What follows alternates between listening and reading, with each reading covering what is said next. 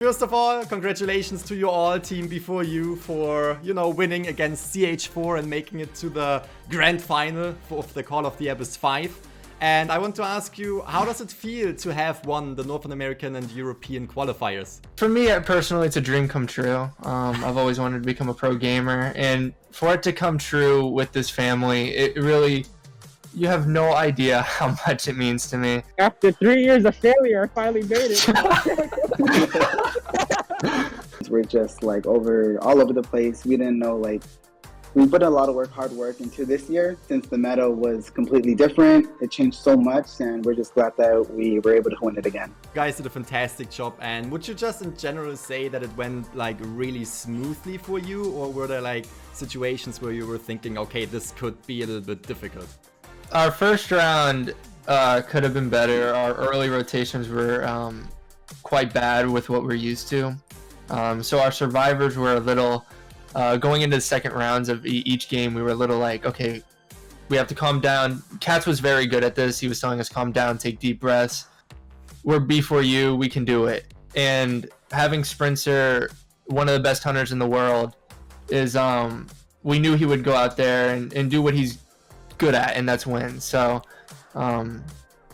we knew we were in a place of discomfort, but we knew we were okay. That was hard. It was hard. Schmiddy sounds really nonchalant, but when it came to non-meta hunters like Geisha, Axeboy, we struggled.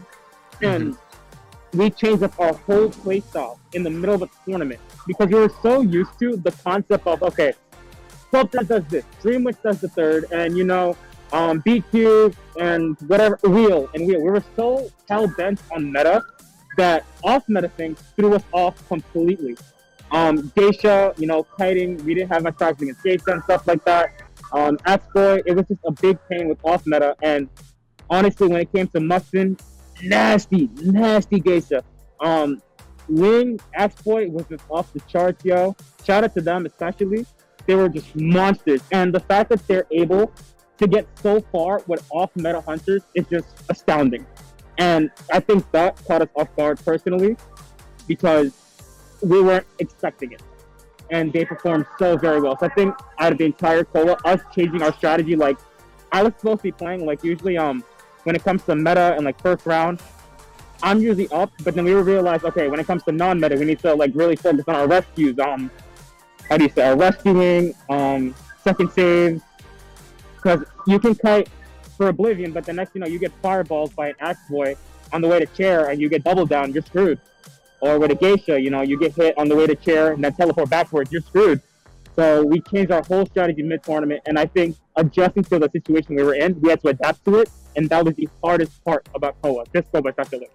You made it to the Call of the Abyss 5 global finals, which means you will meet teams from all over the world that will have different strategies from what we are experiencing here on North American and European regions. So I think the most concerned teams would be from China. It would be Wolves, Dow5, and GG. The meta has completely changed, so we're going to see coming up how they'll handle it. So it'll be that's the only ones that we're kind of most concerned about. And during coming to next regionals, we're gonna see how other teams play that advance on to the global finals. So we'll be ready, and it's just gonna take a lot of practice and see how everyone works. Each region is very strong. We don't know the teams that we will be playing because we were the first qualifiers. We know Korea's done, and their team is very strong. They were in Call of the Abyss 4, and they did very well. So we're just going to take it day by day, see who we play, take notes on who we play, but either way, it's going to be a very, very strong competition. We know for sure that Dow5 and Wolves are going to be in it because they have already gotten the pass. So as of right now, those two are the scariest because they are very, very talented, and we have much respect for both of those teams and anyone who will be in the Call of Abyss 5. So we are looking forward to it. We think we are able to do very well, so yeah. It's gonna be very exciting. And when it comes to rounds to play, we already looked into it if we are talking about the first round. Again, for example, against Geisha and Axeboy.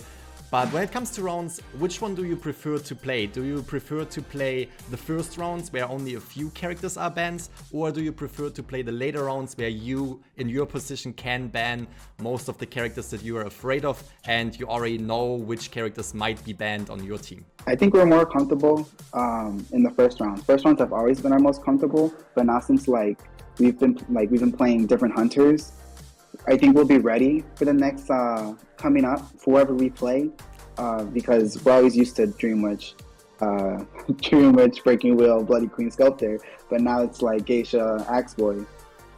It's just, once we figure out what to do, I think our first round is our most strongest one when we get back to it. Let's also talk a little bit about you and not only about the Call of the Abyss tournament. So when did you guys hear about Identity 5 and when did you start to play the game? It was from a YouTuber. I don't know if y'all know him. His name is Umrecker. And it was like, he used to play a lot of Dead by Daylight.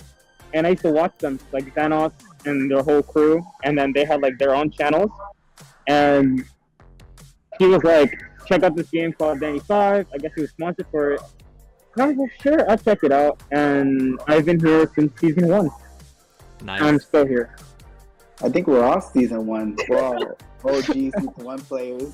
Similar to KitKatz, when I was looking on like Dead by Daylight, it kind of lead into like similar to Identity 5. So that's pretty cool that Dead by Daylight kind of brought us to Identity 5. You all started in season 1, you said. When did you guys decide to take this entire Identity 5 more competitively? Our competitive team first started with HM, the original with me and Schmiddy, and then we ended up progressing to AO later on, which eventually led to B4U. I think I first started competitive a little bit before KOA 2. That was when I first joined the original KOA. For Schmiddy, that was the same. Paul, what tournament did you start? It was the first summer tournament. That's Summer when I tournament, got onto. Lovers, when you were lovers. Then how did you guys meet and decide to form a team? You already said that's like a long time ago, but we also know that there are like different members coming in, and you're kind of, yeah, we have cats, kind of like an OG team right here. But let's just talk a little bit about the history of B4U. So everyone on the team plays a role, right?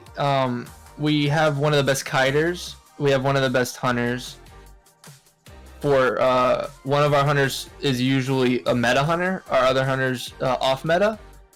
So we have a pool of both. We have one of the best rescuers. We have one of the best harassers, and we have one of the best decoders. And that's really the basics. And really is just who we really could form a family with, first and foremost. Like, we could get, there are probably better rescuers somewhere, there are probably better harassers, but first is, can we form a family? And from that, we can do what we can, right? But yeah, it was mainly just, for example, KitKatz. We needed a harasser, and we know KitKatz. We knew Persuade. Persuade recommended KitKatz for us. And we're like, okay, we'll try KitKatz. KitKatz is a really nice guy. He's a harasser. We need a harasser. And that's an example. Like, one of the best decoders.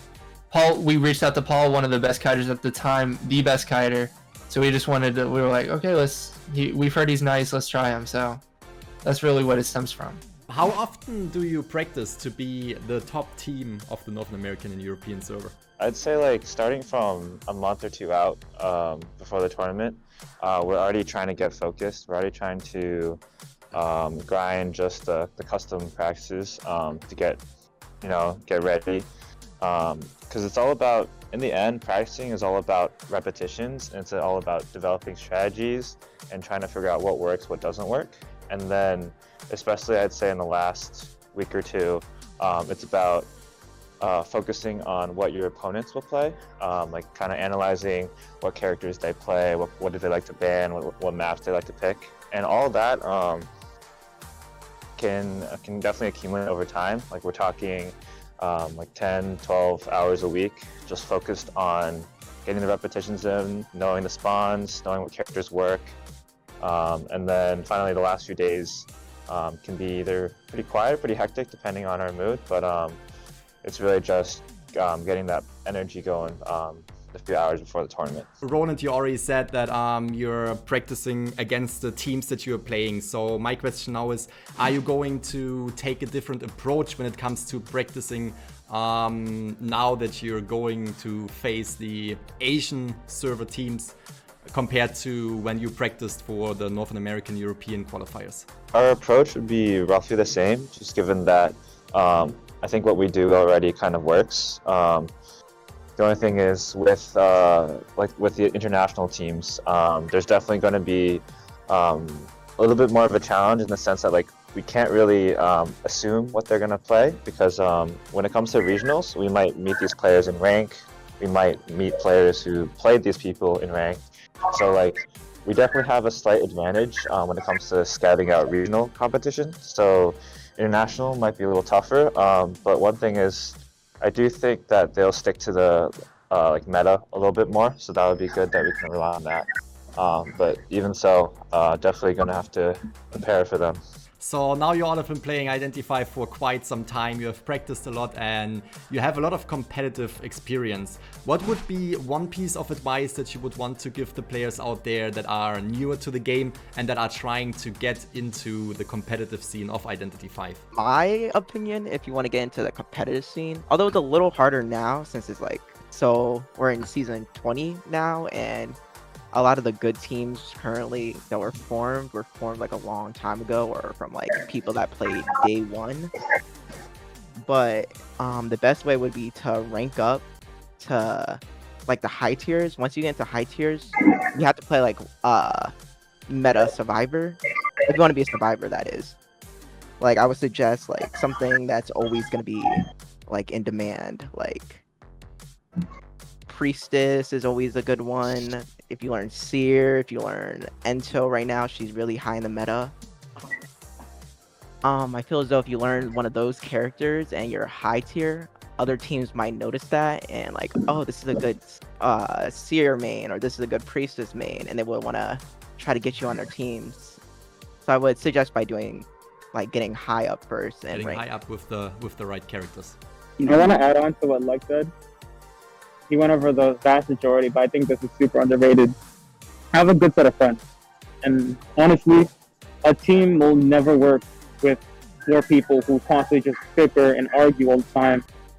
Have a good set of friends that are nonchalant, that want to learn, and you constantly want to grow over and over. No one, I'm telling y'all right now, no one starts off good.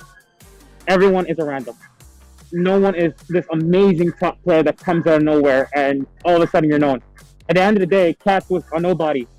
Same thing with B4U. B4U was nobody, They just constantly grind. The same thing with all these other teams.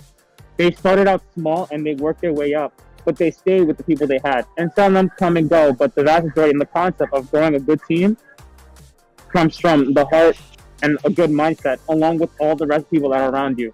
So, good vibes, yo. Just have good vibes, good teammates around you, and just stay focused. That sounds fantastic. Just to add what Kat said, the reason why we've stuck around for so long and the reason why we've won so many is just our chemistry, our family, our bond. Just we started off as friends, close friends, working together, ranking together, getting to know each other. But if you have that close friends that you start playing with end up to be family to you as a group, you can do amazing things. It doesn't matter if you're new, if you come late, if you just play now, season 20. If you have that bond or chemistry with your team, you'll be scary. You will come top and you will do great things. That is a really, really nice answer to that question. When you're moving up in competitive, IDV specifically, your ranking, it takes time to form a team. When you're actually in the tournaments, it's not just talent and skill. There's a lot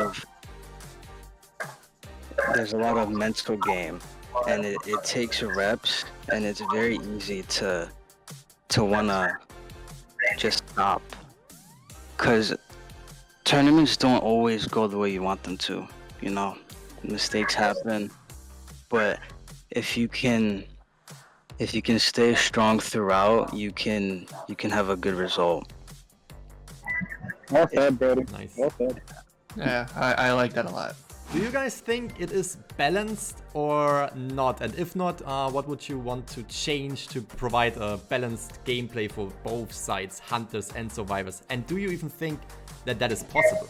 I think our hunter would want to ask that, but as survivors, I think it is maybe, I may be wrong, kind of survivor-sided a little bit, because you have all these survivors that are uncatchable and they're kiting, they can kite, rescue, and decode. So I believe it's kind of on the survivor side, just as when, but if you're going against the meta, it varies. But honestly, I think when accelerated decoding comes in for survivors, I think that's where it becomes a little bit more survivor-sided. So that's for me.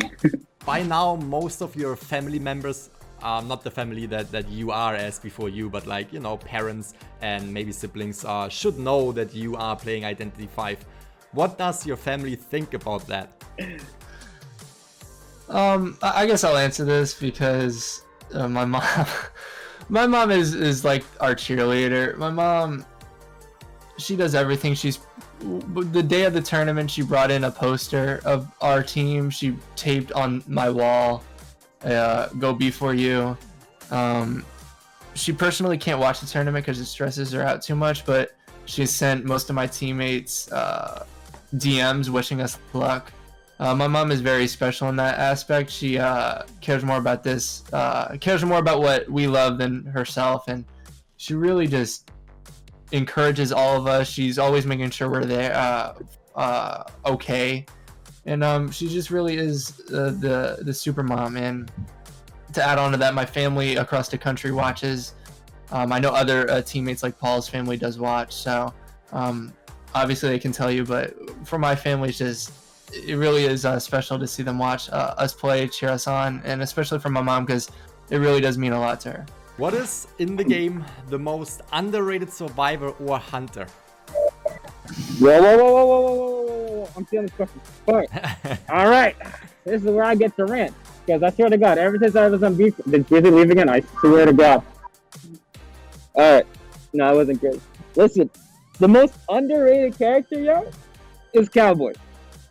I don't care. Like, yo, ever since I joined B4U, what do they say? Catch, no Cowboy. Catch, no Cowboy. I finally get to rant about my character, all right? So, I think Cowboy is super underrated. Yo, I'm not laughing, Schmiddy. Like I was saying, Cowboy is the most underrated character, yo, because he has so much potential. Yo, leave me alone. He has so much potential. Like, he can harass, like, especially in the meta, bro. Have you seen GG 445's Cowboy against the Dream Witch? That man is nasty. And then in the meta right now, bro, he'll clap a wheel. Think about it. Bro, I'll one tap lasso. You know my video. 1, 2, 3, lasso. No! I can lasso over a breaking wheel. I can harass a breaking wheel. Alright? Dream Witch, you can kind of Dream Witch well. What else is meta? Sculptor can get clapped. Sculptor can get it too, respectfully. What other hunter can get it? Geisha can get it. All hunters can get it. Cowboy's the most underrated character in this meta right now. There's no debate. There's no debate. I don't want to hear any other characters. Cowboy. All right, y'all can stop. I think Prisoner is a little underrated too. I feel as though there was a time where we played Prisoner. It was a very brief time, but I do remember. Your opinion does not matter.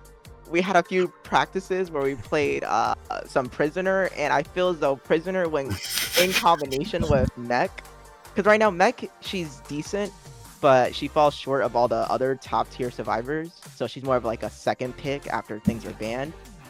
But good Mech with a Prisoner, it puts that pressure on the hunter where even if he finds one of the 2 decoders, there's a second one out there, and the match is speeding up. I also think Violin I think he's also underrated hunter, because his nerf wasn't that bad, I feel as though, and the meta where there's Boy, where these late round like tie hunters, I feel like he fits in. Like, he has a good chase, he has a good camp, and he has a little bit of map pressure with the global nodes. So I feel like those are underrated. I agree with Leg on Prisoner. Of course you Prisoner is literally underrated. I What believe about Cowboy? just because of that Cypher Rush, it What about depends on Cowboy? like if you don't find him, the Cypher Rush is just completely insane. And for me, for a hunter, I think Naiad is underrated. She's always used, but I think she can be used more better to her potential. She just has that chase to block off your kiting areas, and then she can stuff a rescue, and then she has map pressure to like just water the ciphers. So I think Naiad is very underrated. I think she's better than I think she is. Just people haven't found out her full potential yet. So yeah. Now that we talked about some survivors and hunters, what are the survivors and the hunters that you dislike the most to go against? Dream Witch. That's cap, bro. Trying to top I breaking wheel. do not like Dream Witch. Dream Witch is the most annoyingest hunter besides Bloody Queen, because you can dodge a mirror, but you can't dodge Like two that. little girls. You can't dodge two little girls coming up on you because they're just gonna block your path. And when you think you got rid of your leech, oh well, here comes another one. Dream Witch is so Dream Witch is so good. Dream Witch is so annoying. Her map pressure, her chase, her stuff. It's just a good Dream Witch is completely scary. Thank you so much for your time and for the interview. Thank you so much for answering my questions.